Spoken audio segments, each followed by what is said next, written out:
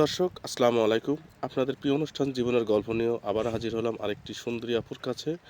তো আপু কেমন আছে জেনে নেই। আসসালামু আলাইকুম আপু, আপনি কেমন আছেন? ওয়ালাইকুম আসসালাম ভাইয়া। আলহামদুলিল্লাহ আমি ভালো আছি। তো আপনারা কেমন আছেন? আমরা ভালো আছি ইনশাআল্লাহ। তো আপু আমাদের কাছে কিভাবে আসলেন? ভাইয়া আমি আপনাদের প্রতিবেদন প্রতিদিনই দেখি আরকি। দেখে তখন নিজের থেকে একটা সিদ্ধান্ত নিলাম যে আমার আপনাদের সাথে হয়তো দেখা করলে, কথা বললে হয়তো নিজের কিছু উপকার হইতে পারে। আচ্ছা, প্রতিবেদনটা দেখছেন আপনার মোবাইল দিয়ে? না, আমার পাশের বাড়ি। ও আচ্ছা, আচ্ছা, বুঝতে পারছি। তো আপু আপনার দেশের বাড়ি কোথায়? আমার বাড়ি সিরাজগঞ্জ উল্লাপাড়াতে। ও আচ্ছা, আচ্ছা। আপু আপনার নামটা কি? আমার নাম মোসাম্মদ শিউলি খাতুন। তো আমাদের কাছে কেন আসছেন, কি জন্য আসছেন একটু যদি জানাতেন। হ্যাঁ, আমি শুনছি, জানি, এমনকি আপনাদের প্রতিবেদনে যেরকমটা দেখছি, তো আমি তো মনে করেন যে আপনাদের কাছে আসছি একটু সহযোগিতার জন্য, সাহায্য সহযোগিতার জন্য। যেমন মনে করেন যে যদি কালে ভালো একটা মনের মানুষ পাই, কারণ মনে করেন যে আমার নিজের মা নেই, মা মারা গেছে, বাবার একটা বিয়ে করছে। আর মা মারা গেলে জানেনই তো যে বাবা হয় তাওই, তখন সেই পরিস্থিতি আমার। হ্যাঁ, ও অনেকখান থেকে বিয়ে শাদী আসছে, বাবা দিতে পারে নাই, ও আচ্ছা, বুঝতে যৌতুকের পারছি। টাকা পয়সা চায়।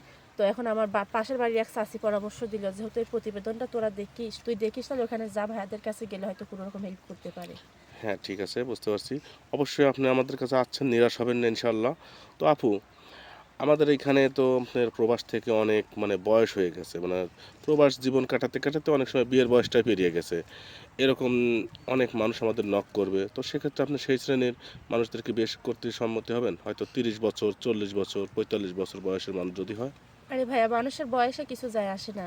কারণ আমি যেখানে আসি, যে জেলখানাতে, আমার মনে হয় এর থেকে যদি আমি 50 বছরের একটা মানুষকে বিয়ে করি, তার মনে হয় সে আমার কষ্টটা বোঝার চেষ্টা করবে, যেটা আমার জন্মদাতা পিতাও বোঝে না, বোঝার চেষ্টা করে না। আচ্ছা, বুঝতে পারছি। তার মানে আপনার কোনো সমস্যা নেই। আমার তাতে কোনো সমস্যা নেই। আবার যদি মনে করেন যে না, কোনো বিবাহিত পুরুষ বউ চলে গেছে কিংবা বউ মারা গেছে, তাদেরকেও আমি বিয়ে করব। কারণ কিসের জন্য? কারণ আমার বাবার সামর্থ্য নেই যে লক্ষ লক্ষ টাকা দিয়ে যৌতুক দিয়ে আমাকে বিয়ে দিবে। আর তাই একটা যদি ভালো মনের মানুষ পাই, তাহলে পরে তার সঙ্গে আমি বিয়ে করতে একমত। সুপ্রিয় দর্শক, শুনতে পারলেন আপুটি আসলে খুবই কষ্টে আছে। আর একটা মানুষ কখনো এই সকল বিষয়গুলো মেনে নিতে চায় যখন সে তিন বেলা ৩ মুঠো ভাত খাইতে পারে না, বা তার বাবা খুব অসহায়। পরিবার এক কথায় বলতে গেলে অসহায় একটি পরিবার। মানে দিন আনে দিন খায়। তারপরেও যন্ত্রণা যেটা হচ্ছে, তার বাবার একটা বিয়ে করছে, সৎ মায়ের ঘর কীরকম হয় অনেকেরই আছে হয়তোবা, যারা প্রবাসে আছেন বা দেশে আছেন। মানে এক কথায় বুঝতেই পারছেন সৎ মায়ের ঘর কী যন্ত্রণার একটা জায়গা। তো আমরা বেশি কথা বাড়াবো না, ৩-৪ মিনিটে একটা মানুষের জীবনের গল্প শেষ করা যায় না। তো আপু আমাদের কাছে তো অনেক মানুষ দেশ বিদেশ থেকে নক দিবে, তো আপনার মোবাইল নাম্বারটা যদি দিতেন। আমার ফোন নাম্বার থাকলে ভাই আমি আপনাদের সঙ্গে ফোনে যোগাযোগ করতাম।